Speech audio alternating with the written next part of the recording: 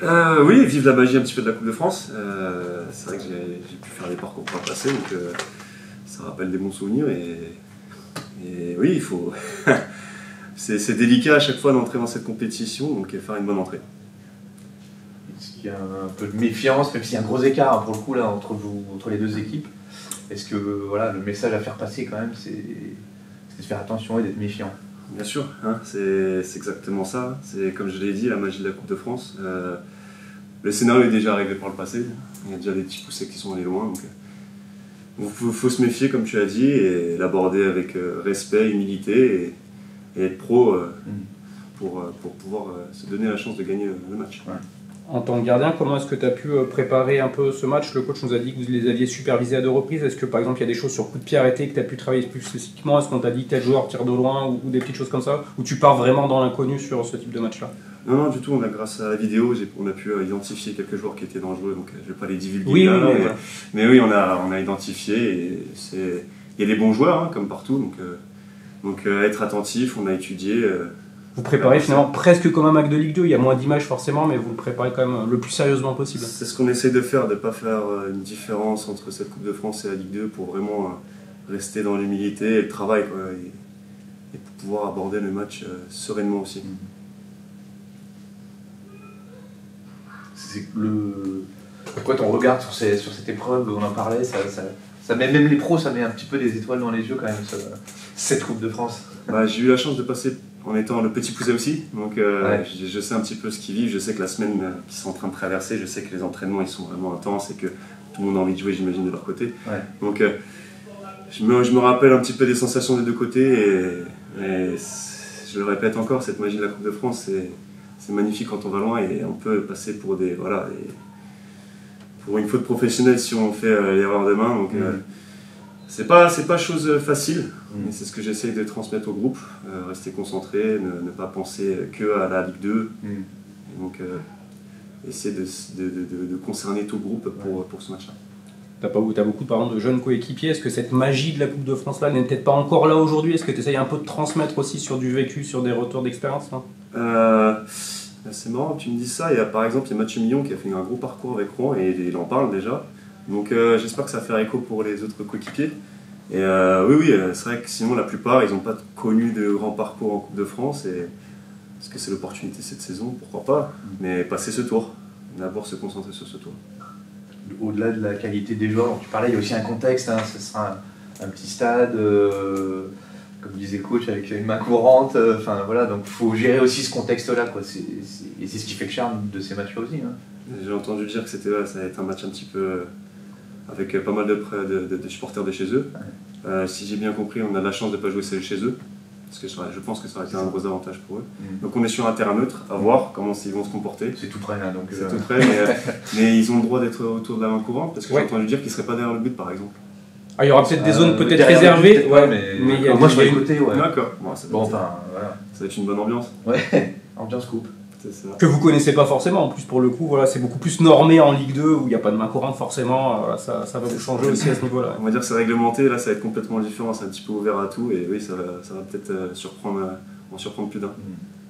En termes de. Alors, on le souhaite pour Grenoble en tout cas, mais tu risques de ne pas avoir beaucoup de choses à faire. Comment on se prépare dans ces cas-là quand on est gardien? Il faut être hyper concentré forcément tout le temps. C'est une préparation un peu particulière?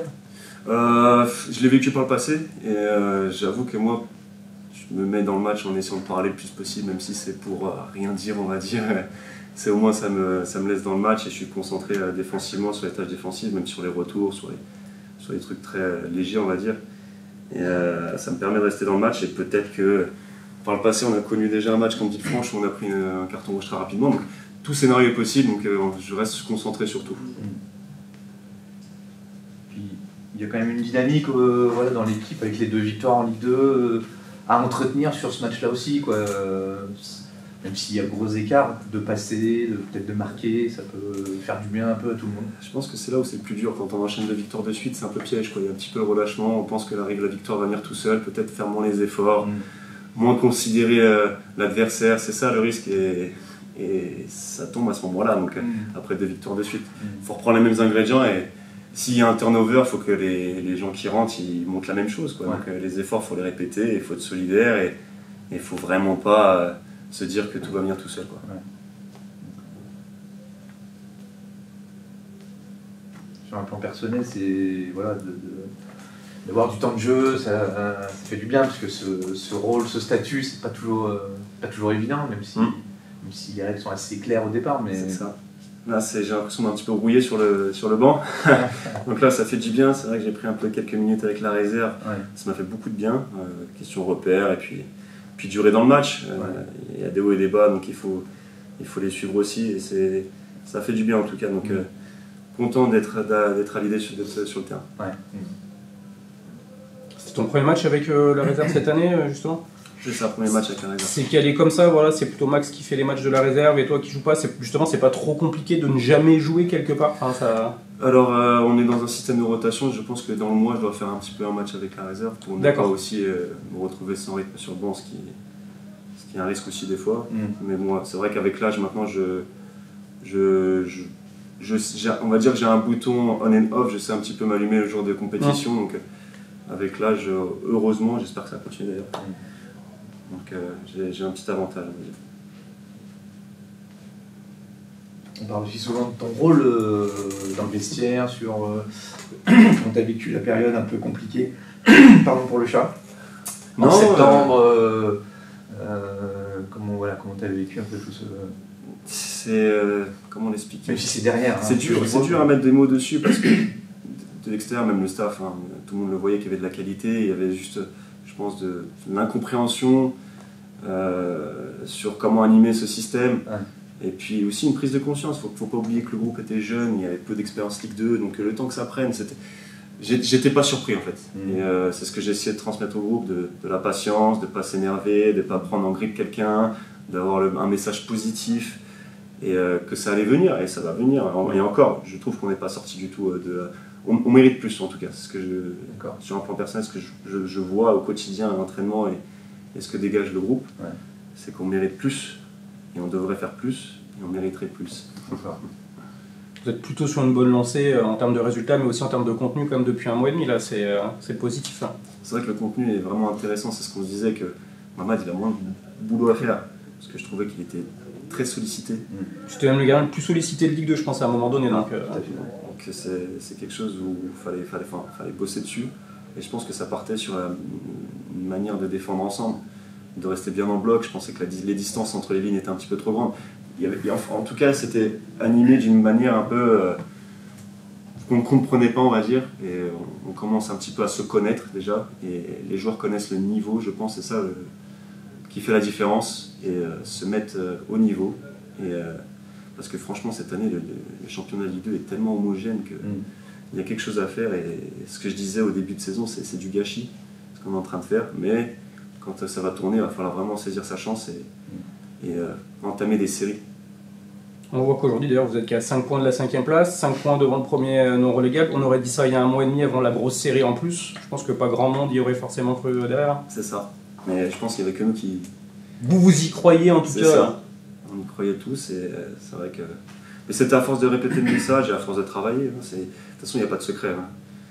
Faut se dire les choses positivement, que ça tire le groupe vers le haut, et puis il faut bosser. Et il n'y a pas de recette miracle. Là, il y a un peu plus de légèreté quand même, tu sens dans le groupe, si tant est qu'elle se soit évaporée avec les mauvais résultats, mais comment tu sens ce groupe vivre là? Il y a toujours eu cette légèreté. Je pense que c'est un groupe qui prend pas les choses sérieusement pendant la semaine, mais qui les prend sérieusement le week-end. Et ça, c'est un avantage, je trouve. Et moi, je continue à dire qu'il faut travailler dans le sourire, dans la joie, et c'est que comme ça qu'on progresse. Peut-être que je me trompe, c'est mon avis. Mais on a toujours eu ça, et pour l'instant, c'est bénéfique. Donc espérons que ça continue dans ce sens-là. Après, je sais comment ça se passe. Il y a beaucoup de joueurs, il y a un gros groupe. Peut-être que certains vont être un petit peu frustrés d'un manque de temps de jeu, et ça, va falloir faire attention. Et c'est pour ça qu'on en revient à la Coupe de France, où ce serait avantageux de passer des tours. Oui, puis surtout, le coach le disait tout à l'heure, il y a pas mal de bobos, il y aura pas mal d'absents, donc ça peut aussi rebattre un peu les cartes, même si, encore une fois, il y a un gros gap entre les deux équipes. Mais... Chaque saison est très très longue, et on sait très bien que l'équipe qui commence la saison ne finit pas forcément la saison. Donc c'est ce que j'essaie de dire aux jeunes. Je sais qu'il y en a, un petit peu, ils rongent un peu leurs freins, et voilà, ils sont mécontents et ils le montrent un petit peu une fois dans la semaine et je leur dis non, il faut pas, il faut que tu bosses pour toi, que ce soit pour ici ou pour ailleurs, et puis à un moment donné ça va tourner et tu seras prêt au moment donné. Donc c'est ce que j'essaye de circuler comme message et c'est important. Et on en revient encore à la Coupe de France, il faut passer les tours pour pouvoir faire profiter un peu tout le monde. Ouais. On te souhaite une très longue carrière de joueur encore, mais est-ce que tu réfléchis déjà un peu à l'après-carrière? Dans tout ce que tu nous dis, la transmission, ça a l'air d'être un truc qui te colle plutôt bien à la peau. J'ai passé un diplôme d'entraîneur des gardiens de but. Ouais.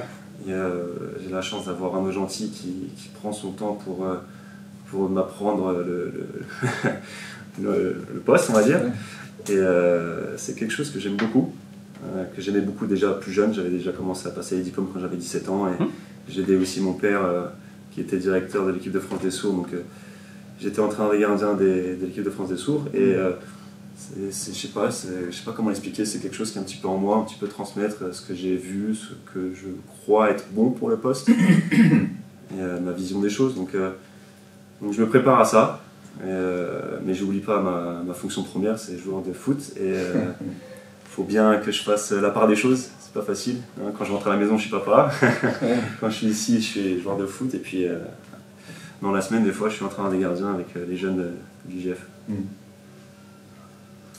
Juste pour rappeler, tu es sous contrat jusque le... Je suis en fin de contrat en juin. Est-ce qu'on est mi-novembre? Alors là... il n'y a pas de début. Je vais répondre par une phrase bateau, mais il faut que je réponde sur le terrain. C'est que je montre que je suis encore au niveau, que j'ai encore faim.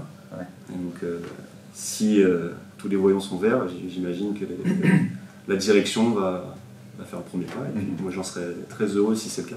Est-ce que tu as encore faim, justement? Est-ce que toi, tu sens que tu as encore des choses à donner, justement, en tant que joueur? Ah, j'ai envie de jouer. C'est vrai que j'ai envie de jouer, donc j'ai envie de jouer. Et c'est vrai que je fais peut-être plus attention à mon âge aux entraînements, j'y vais un petit peu plus avec des pincettes, etc. Et ça, il faut que je le combatte. Et ça, c'est mon combat au quotidien. Il faut que je montre aux jeunes que non, je suis pas rouillé et que j'ai encore des bons restes. J'ai la chance d'être fit, on va dire. Et j'ai pas envie de quitter aussi vite ce monde-là. Ouais.